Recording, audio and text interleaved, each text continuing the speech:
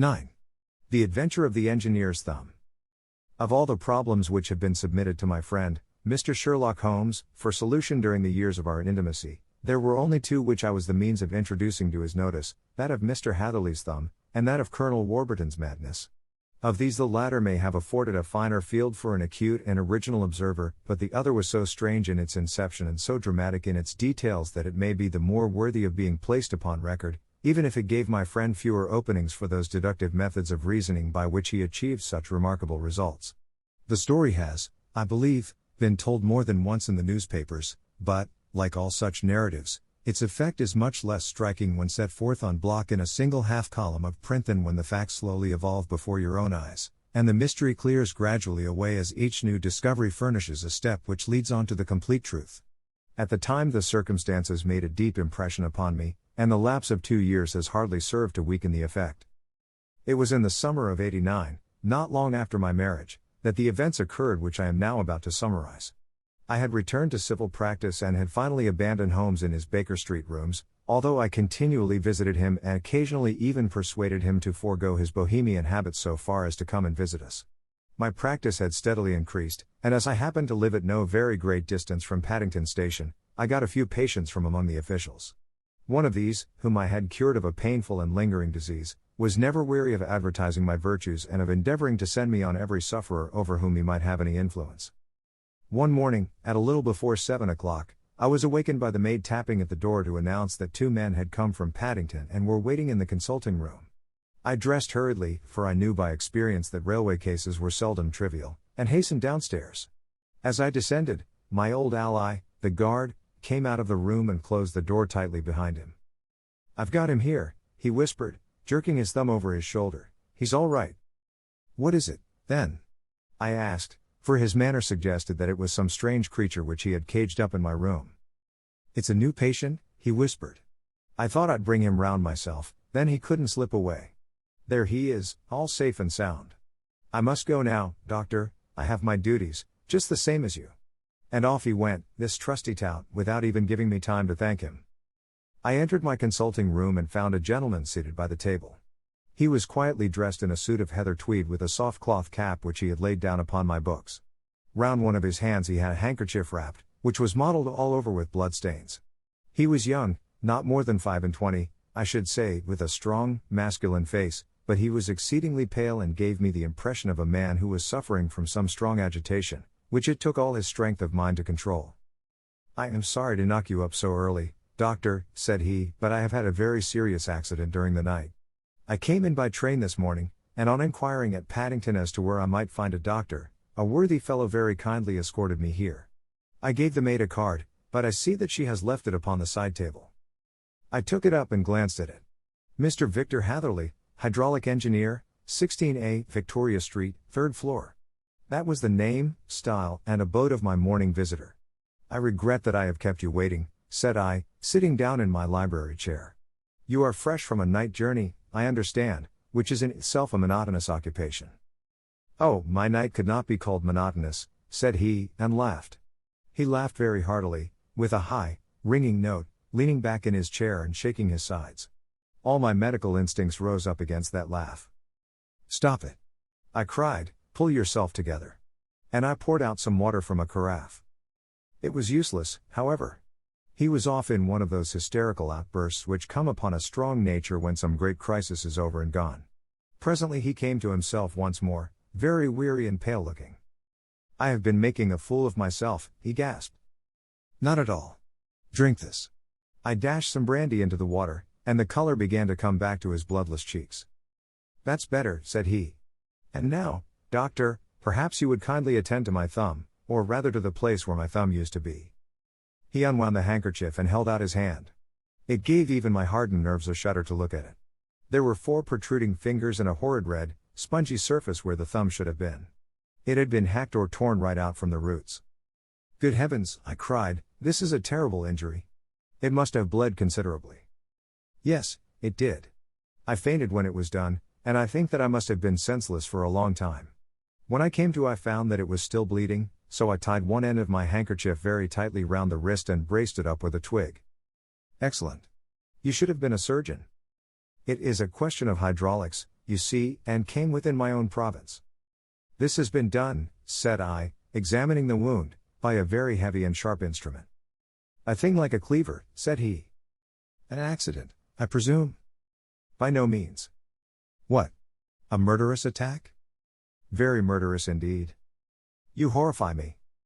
I sponged the wound, cleaned it, dressed it, and finally covered it over with cotton wadding and carbolized bandages. He lay back without wincing, though he bit his lip from time to time. How is that? I asked when I had finished. Capital. Between your brandy and your bandage, I feel a new man. I was very weak, but I have had a good deal to go through. Perhaps you had better not speak of the matter. It is evidently trying to your nerves. Oh, no, now. I shall have to tell my tale to the police, but, between ourselves, if it were not for the convincing evidence of this wound of mine, I should be surprised if they believed my statement, for it is a very extraordinary one, and I have not much in the way of proof with which to back it up, and, even if they believe me, the clues which I can give them are so vague that it is a question whether justice will be done. Ha! Cried I, if it is anything in the nature of a problem which you desire to see solved, I should strongly recommend you to come to my friend, Mr. Sherlock Holmes, before you go to the official police. Oh, I have heard of that fellow, answered my visitor, and I should be very glad if he would take the matter up, though of course I must use the official police as well. Would you give me an introduction to him? I'll do better. I'll take you round to him myself. I should be immensely obliged to you. We'll call a cab and go together. We shall just be in time to have a little breakfast with him. Do you feel equal to it? Yes, I shall not feel easy until I have told my story.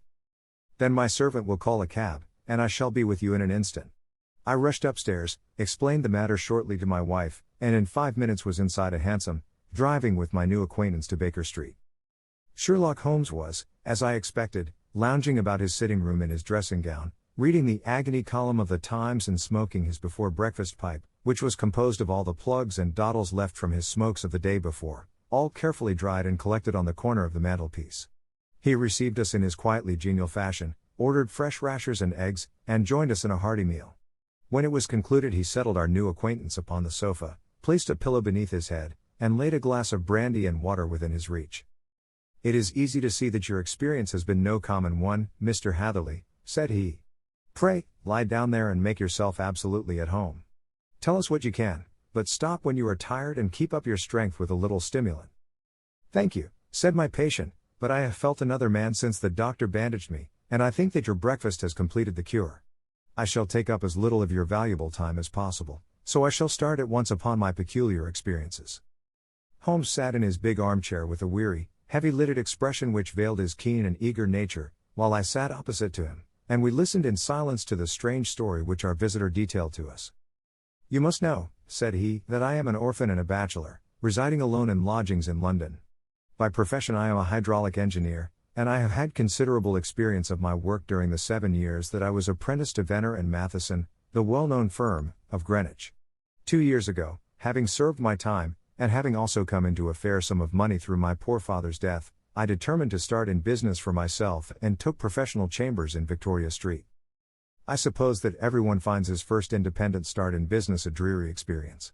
To me it has been exceptionally so. During 2 years I have had 3 consultations and 1 small job, and that is absolutely all that my profession has brought me. My gross takings amount to £27.10. Every day, from 9 in the morning until 4 in the afternoon, I waited in my little den, until at last my heart began to sink, and I came to believe that I should never have any practice at all. Yesterday, however, just as I was thinking of leaving the office, my clerk entered to say there was a gentleman waiting who wished to see me upon business. He brought up a card, too, with the name of Colonel Lysander Stark engraved upon it. Close at his heels came the colonel himself, a man rather over the middle size, but of an exceeding thinness. I do not think that I have ever seen so thin a man. His whole face sharpened away into nose and chin, and the skin of his cheeks was drawn quite tense over his outstanding bones. Yet this emaciation seemed to be his natural habit, and due to no disease, for his eye was bright, his step brisk, and his bearing assured. He was plainly but neatly dressed, and his age, I should judge, would be nearer 40 than 30. Mr. Hatherley? Said he, with something of a German accent. You have been recommended to me, Mr. Hatherley, as being a man who is not only proficient in his profession but is also discreet and capable of preserving a secret. I bowed, feeling as flattered as any young man would at such an address. May I ask who it was who gave me so good a character? Well, perhaps it is better that I should not tell you that just at this moment. I have it from the same source that you are both an orphan and a bachelor and are residing alone in London. That is quite correct, I answered, but you will excuse me if I say that I cannot see how all this bears upon my professional qualifications. I understand that it was on a professional matter that you wished to speak to me? Undoubtedly so. But you will find that all I say is really to the point. I have a professional commission for you, but absolute secrecy is quite essential, absolute secrecy, you understand, and of course we may expect that more from a man who is alone than from one who lives in the bosom of his family. If I promise to keep a secret, said I, you may absolutely depend upon my doing so. He looked very hard at me as I spoke, and it seemed to me that I had never seen so suspicious and questioning an eye. Do you promise, then? Said he at last. Yes, I promise. Absolute and complete silence before, during, and after? No reference to the matter at all, either in word or writing? I have already given you my word. Very good. He suddenly sprang up, and darting like lightning across the room he flung open the door. The passage outside was empty. That's all right, said he, coming back. I know that clerks are sometimes curious as to their master's affairs. Now we can talk in safety. He drew up his chair very close to mine and began to stare at me again with the same questioning and thoughtful look. A feeling of repulsion, and of something akin to fear had begun to rise within me at the strange antics of this fleshless man. Even my dread of losing a client could not restrain me from showing my impatience. I beg that you will state your business, sir, said I, my time is of value. Heaven forgive me for that last sentence, but the words came to my lips. How would 50 guineas for a night's work suit you? He asked. Most admirably. I say a night's work, but an hour's would be nearer the mark. I simply want your opinion about a hydraulic stamping machine which has got out of gear. If you show us what is wrong we shall soon set it right ourselves. What do you think of such a commission as that? The work appears to be light and the pay munificent. Precisely so. We shall want you to come tonight by the last train. Where to? To Iford, in Berkshire. It is a little place near the borders of Oxfordshire, and within 7 miles of Reading. There is a train from Paddington which would bring you there at about 11:15. Very good. I shall come down in a carriage to meet you. There is a drive, then? Yes, our little place is quite out in the country. It is a good 7 miles from Iford station. Then we can hardly get there before midnight. I suppose there would be no chance of a train back. I should be compelled to stop the night. Yes, we could easily give you a shakedown. That is very awkward. Could I not come at some more convenient hour? We have judged it best that you should come late. It is to recompense you for any inconvenience that we are paying to you, a young and unknown man, a fee which would buy an opinion from the very heads of your profession. Still, of course, if you would like to draw out of the business, there is plenty of time to do so. I thought of the 50 guineas, and of how very useful they would be to me. Not at all, said I shall be very happy to accommodate myself to your wishes. I should like, however, to understand a little more clearly what it is that you wish me to do. Quite so. It is very natural that the pledge of secrecy which we have exacted from you should have aroused your curiosity. I have no wish to commit you to anything without your having it all laid before you. I suppose that we are absolutely safe from eavesdroppers? Entirely. Then the matter stands thus. You are probably aware that Fuller's earth is a valuable product, and that it is only found in 1 or 2 places in England? I have heard so. Some little time ago I bought a small place, a very small place, within 10 miles of Reading. I was fortunate enough to discover that there was a deposit of Fuller's earth in one of my fields. On examining it, however, I found that this deposit was a comparatively small one, and that it formed a link between 2 very much larger ones upon the right and left, both of them, however, in the grounds of my neighbors. These good people were absolutely ignorant that their land contained that which was quite as valuable as a gold mine. Naturally, it was to my interest to buy their land before they discovered its true value, but unfortunately I had no capital by which I could do this. I took a few of my friends into the secret, however, and they suggested that we should quietly and secretly work our own little deposit and that in this way we should earn the money which would enable us to buy the neighboring fields. This we have now been doing for some time, and in order to help us in our operations we erected a hydraulic press. This press, as I have already explained, has got out of order, and we wish your advice upon the subject. We guard our secret very jealously, however, and if it once became known that we had hydraulic engineers coming to our little house, it would soon rouse inquiry, and then, if the facts came out, It would be goodbye to any chance of getting these fields and carrying out our plans. That is why I have made you promise me that you will not tell a human being that you are going to Iford tonight. I hope that I make it all plain?" "I quite follow you," said I. The only point which I could not quite understand was what use you could make of a hydraulic press in excavating fuller's earth, which, as I understand, is dug out like gravel from a pit. "Ah," said he carelessly, "we have our own process. We compress the earth into bricks, so as to remove them without revealing what they are. But that is a mere detail. I have taken you fully into my confidence now, Mr. Hatherley, and I have shown you how I trust you." He rose as he spoke. "I shall expect you, then, at Iford at 11:15. "I shall certainly be there." "And not a word to a soul." He looked at me with a last long, questioning gaze, and then, pressing my hand in a cold, dank grasp, he hurried from the room. Well, when I came to think it all over in cool blood, I was very much astonished, as you may both think, at this sudden commission which had been entrusted to me. On the one hand, of course, I was glad, for the fee was at least tenfold what I should have asked had I set a price upon my own services, and it was possible that this order might lead to other ones.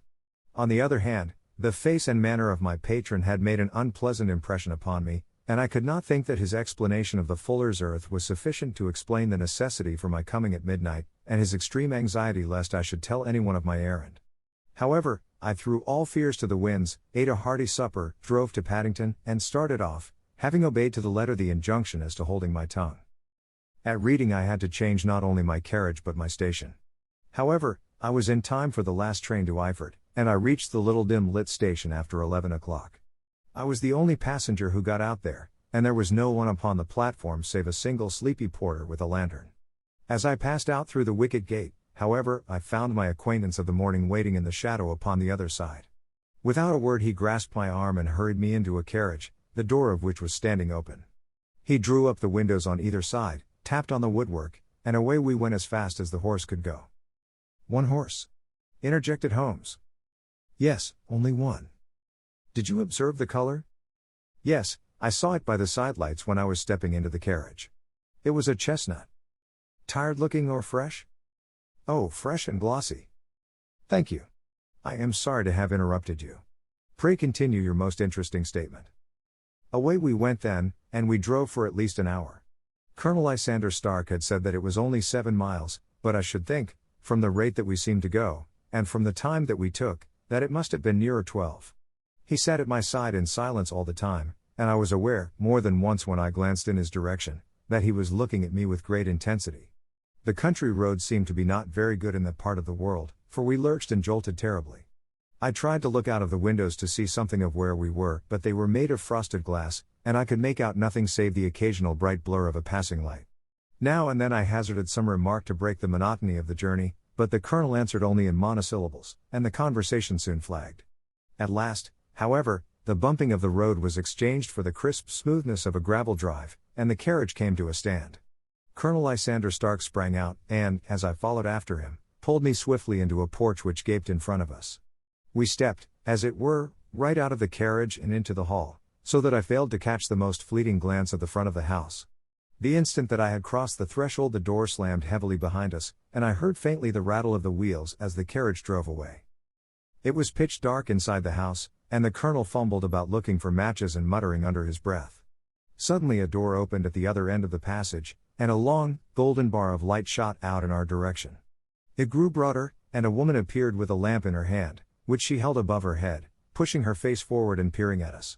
I could see that she was pretty, and from the gloss with which the light shone upon her dark dress I knew that it was a rich material. She spoke a few words in a foreign tongue in a tone as though asking a question, and when my companion answered in a gruff monosyllable she gave such a start that the lamp nearly fell from her hand.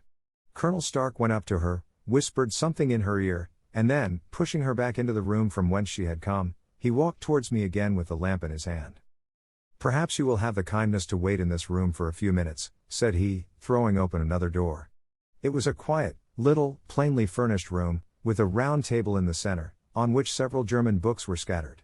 Colonel Stark laid down the lamp on the top of a harmonium beside the door. "I shall not keep you waiting an instant," said he, and vanished into the darkness.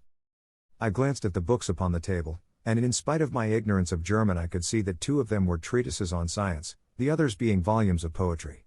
Then I walked across to the window, hoping that I might catch some glimpse of the countryside, but an oak shutter, heavily barred, was folded across it. It was a wonderfully silent house. There was an old clock ticking loudly somewhere in the passage, but otherwise everything was deadly still. A vague feeling of uneasiness began to steal over me. Who were these German people, and what were they doing living in this strange, out-of-the-way place? And where was the place? I was 10 miles or so from Eyford, that was all I knew, but whether north, south, east, or west I had no idea. For that matter, Reading, and possibly other large towns, were within that radius, so the place might not be so secluded, after all. Yet it was quite certain, from the absolute stillness, that we were in the country. I paced up and down the room, humming a tune under my breath to keep up my spirits and feeling that I was thoroughly earning my 50-guinea fee.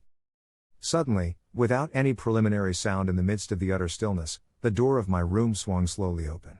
The woman was standing in the aperture, the darkness of the hall behind her, the yellow light from my lamp beating upon her eager and beautiful face.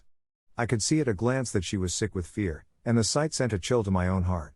She held up one shaking finger to warn me to be silent, and she shot a few whispered words of broken English at me, her eyes glancing back, like those of a frightened horse, into the gloom behind her. I would go, said she, trying hard, as it seemed to me, to speak calmly. I would go. I should not stay here. There is no good for you to do. But, madam, said I have not yet done what I came for. I cannot possibly leave until I have seen the machine. It is not worth your while to wait, she went on. You can pass through the door, no one hinders. And then, seeing that I smiled and shook my head, she suddenly threw aside her constraint and made a step forward, with her hands wrung together. For the love of heaven, she whispered, get away from here before it is too late. But I am somewhat headstrong by nature, and the more ready to engage in an affair when there is some obstacle in the way. I thought of my 50-guinea fee, of my wearisome journey, and of the unpleasant night which seemed to be before me. Was it all to go for nothing? Why should I slink away without having carried out my commission, and without the payment which was my due? This woman might, for all I knew, be a monomaniac. With a stout bearing, therefore, though her manner had shaken me more than I cared to confess, I still shook my head and declared my intention of remaining where I was. She was about to renew her entreaties when a door slammed overhead, and the sound of several footsteps was heard upon the stairs.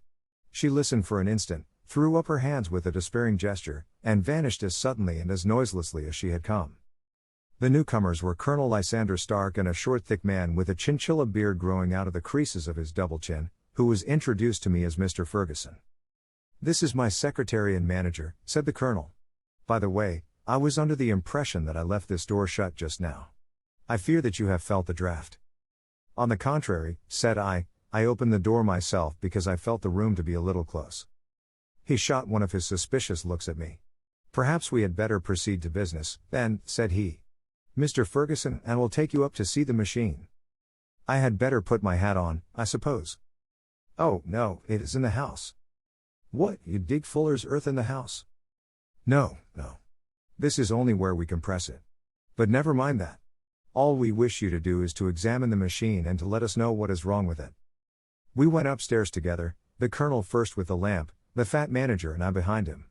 It was a labyrinth of an old house, with corridors, passages, narrow winding staircases, and little low doors, the thresholds of which were hollowed out by the generations who had crossed them. There were no carpets and no signs of any furniture above the ground floor, while the plaster was peeling off the walls, and the damp was breaking through in green, unhealthy blotches. I tried to put on as unconcerned an air as possible, but I had not forgotten the warnings of the lady, even though I disregarded them, and I kept a keen eye upon my two companions. Ferguson appeared to be a morose and silent man, but I could see from the little that he said that he was at least a fellow countryman. Colonel Lysander Stark stopped at last before a low door, which he unlocked. Within was a small, square room, in which the three of us could hardly get at one time. Ferguson remained outside, and the colonel ushered me in. We are now, said he, actually within the hydraulic press, and it would be a particularly unpleasant thing for us if anyone were to turn it on. The ceiling of this small chamber is really the end of the descending piston, and it comes down with the force of many tons upon this metal floor. There are small lateral columns of water outside which receive the force, and which transmit and multiply it in the manner which is familiar to you. The machine goes readily enough, but there is some stiffness in the working of it, and it has lost a little of its force. Perhaps you will have the goodness to look it over and to show us how we can set it right. I took the lamp from him, and I examined the machine very thoroughly. It was indeed a gigantic one, and capable of exercising enormous pressure. When I passed outside, however, and pressed down the levers which controlled it, I knew at once by the whishing sound that there was a slight leakage, which allowed a regurgitation of water through one of the side cylinders. An examination showed that one of the India rubber bands which was round the head of a driving rod had shrunk so as not quite to fill the socket along which it worked. This was clearly the cause of the loss of power, and I pointed it out to my companions, who followed my remarks very carefully and asked several practical questions as to how they should proceed to set it right. When I had made it clear to them, I returned to the main chamber of the machine and took a good look at it to satisfy my own curiosity. It was obvious at a glance that the story of the Fuller's Earth was the merest fabrication, for it would be absurd to suppose that so powerful an engine could be designed for so inadequate a purpose. The walls were of wood, but the floor consisted of a large iron trough, and when I came to examine it I could see a crust of metallic deposit all over it. I had stooped and was scraping at this to see exactly what it was when I heard a muttered exclamation in German and saw the cadaverous face of the colonel looking down at me. "What are you doing there?" he asked. I felt angry at having been tricked by so elaborate a story as that which he had told me. "I was admiring your Fuller's Earth," said I. "I think that I should be better able to advise you as to your machine if I knew what the exact purpose was for which it was used." The instant that I uttered the words I regretted the rashness of my speech. His face set hard, and a baleful light sprang up in his grey eyes. "Very well," said he, "you shall know all about the machine." He took a step backward, slammed the little door, and turned the key in the lock. I rushed towards it and pulled at the handle, but it was quite secure, and did not give in the least to my kicks and shoves. "Hello!" I yelled. "Hello! Colonel! Let me out!" And then suddenly in the silence I heard a sound which sent my heart into my mouth. It was the clank of the levers and the swish of the leaking cylinder. He had set the engine at work. The lamp still stood upon the floor where I had placed it when examining the trough. By its light I saw that the black ceiling was coming down upon me, slowly, jerkily, but, as none knew better than myself, with a force which must within a minute grind me to a shapeless pulp. I threw myself, screaming, against the door, and dragged with my nails at the lock. I implored the colonel to let me out, but the remorseless clanking of the levers drowned my cries. The ceiling was only a foot or two above my head, and with my hand upraised I could feel its hard, rough surface. Then it flashed through my mind that the pain of my death would depend very much upon the position in which I met it. If I lay on my face the weight would come upon my spine, and I shuddered to think of that dreadful snap. Easier the other way, perhaps, and yet, had I the nerve to lie and look up at that deadly black shadow wavering down upon me? Already I was unable to stand erect, when my eye caught something which brought a gush of hope back to my heart. I have said that though the floor and ceiling were of iron, the walls were of wood. As I gave a last hurried glance around, I saw a thin line of yellow light between two of the boards, which broadened and broadened as a small panel was pushed backward. For an instant I could hardly believe that here was indeed a door which led away from death. The next instant I threw myself through, and lay half fainting upon the other side. The panel had closed again behind me, but the crash of the lamp, and a few moments afterwards the clang of the two slabs of metal, told me how narrow had been my escape. I was recalled to myself by a frantic plucking at my wrist, and I found myself lying upon the stone floor of a narrow corridor, while a woman bent over me and tugged at me with her left hand, while she held a candle in her right. It was the same good friend whose warning I had so foolishly rejected. "Come! Come!" she cried breathlessly. "They will be here in a moment. They will see that you are not there. Oh, do not waste the so precious time, but come." This time, at least, I did not scorn her advice. I staggered to my feet and ran with her along the corridor and down a winding stair. The ladder led to another broad passage, and just as we reached it we heard the sound of running feet and the shouting of two voices, one answering the other from the floor on which we were and from the one beneath. My guide stopped and looked about her like one who is at her wit's end. Then she threw open a door which led into a bedroom, through the window of which the moon was shining brightly. "It is your only chance," said she. "It is high, but it may be that you can jump it." As she spoke a light sprang into view at the further end of the passage, and I saw the lean figure of Colonel Lysander Stark rushing forward with a lantern in one hand and a weapon like a butcher's cleaver in the other. I rushed across the bedroom, flung open the window and looked out. How quiet and sweet and wholesome the garden looked in the moonlight, and it could not be more than 30 feet down. I clambered out upon the sill, but I hesitated to jump until I should have heard what passed between my savior and the ruffian who pursued me. If she were ill-used, then at any risks I was determined to go back to her assistance. The thought had hardly flashed through my mind before he was at the door, pushing his way past her, but she threw her arms round him and tried to hold him back. "Fritz! Fritz! She cried in English, "Remember your promise after the last time. You said it should not be again. He will be silent. Oh, he will be silent. You are mad, Elise," he shouted, struggling to break away from her. "You will be the ruin of us. He has seen too much. Let me pass, I say." He dashed her to one side, and, rushing to the window, cut at me with his heavy weapon. I had let myself go, and was hanging by the hands to the sill, when his blow fell. I was conscious of a dull pain, my grip loosened, and I fell into the garden below. I was shaken but not hurt by the fall, so I picked myself up and rushed off among the bushes as hard as I could run, for I understood that I was far from being out of danger yet. Suddenly, however, as I ran, a deadly dizziness and sickness came over me.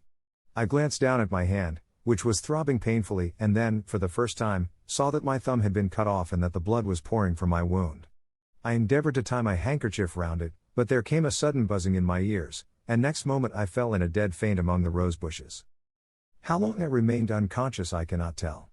It must have been a very long time, for the moon had sunk, and a bright morning was breaking when I came to myself.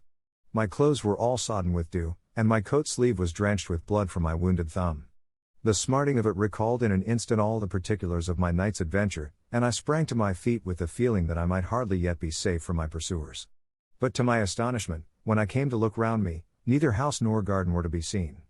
I had been lying in an angle of the hedge close by the high road, and just a little lower down was a long building, which proved, upon my approaching it, to be the very station at which I had arrived upon the previous night. Were it not for the ugly wound upon my hand, all that had passed during those dreadful hours might have been an evil dream. Half dazed, I went into the station and asked about the morning train. There would be one to Reading in less than an hour. The same porter was on duty, I found, as had been there when I arrived. I inquired of him whether he had ever heard of Colonel Lysander Stark. The name was strange to him. Had he observed a carriage the night before waiting for me? No, he had not. Was there a police station anywhere near? There was one about 3 miles off. It was too far for me to go, weak and ill as I was. I determined to wait until I got back to town before telling my story to the police. It was a little past 6 when I arrived, so I went first to have my wound dressed, and then the doctor was kind enough to bring me along here. I put the case into your hands and shall do exactly what you advise. We both sat in silence for some little time after listening to this extraordinary narrative. Then Sherlock Holmes pulled down from the shelf one of the ponderous commonplace books in which he placed his cuttings. "Here is an advertisement which will interest you," said he. "It appeared in all the papers about a year ago. Listen to this: Lost, on the 9th inst., Mr. Jeremiah Haling, age 26, a hydraulic engineer. Left his lodgings at 10 o'clock at night, and has not been heard of since. Was dressed in, etc., etc. Ha! That represents the last time that the Colonel needed to have his machine overhauled, I fancy." "Good heavens," cried my patient. "Then that explains what the girl said."